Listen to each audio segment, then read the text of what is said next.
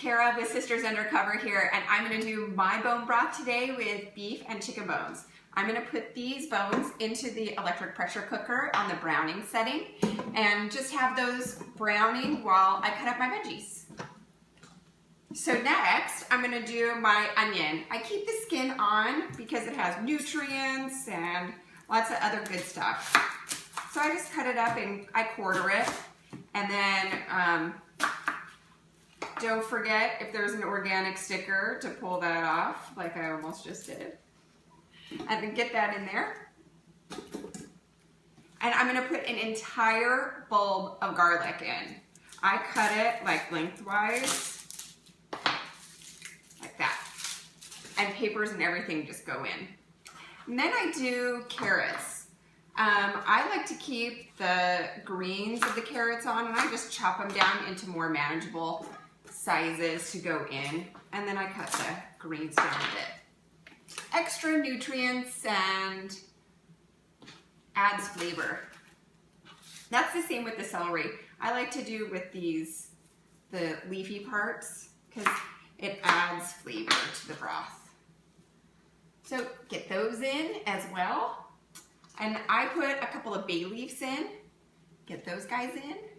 I use some black peppercorns, and I just pour them into my hand and then toss them in. So the last thing that you're gonna put into your electric pressure cooker are herbs. I like to put in thyme, and I like to put in parsley, a whole bunch of it. And I just kind of rip it and throw it on in. Do apple cider vinegar. It helps to get the gelatin out of the bones, which is what you really want in your bone broth. And I just kind of do a little pour.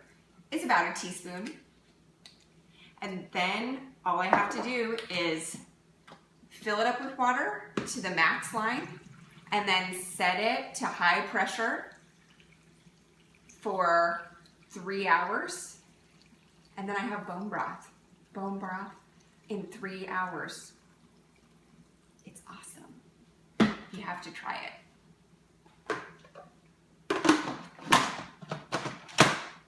Okay, so now the broth has been in the pressure cooker for 3 hours, and now I strain it. I take the tongs and I get some of the big chunks and I strain it through. Okay, so now most of the big chunks are out. So I'm just gonna take this and pour it in.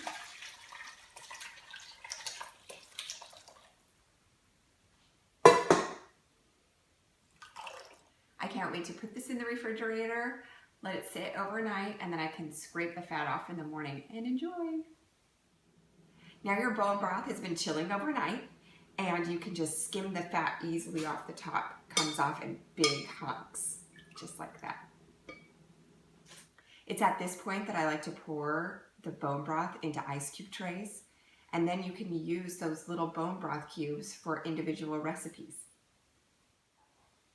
Now the bone broth is heated up, and you just pour it in your cup and enjoy.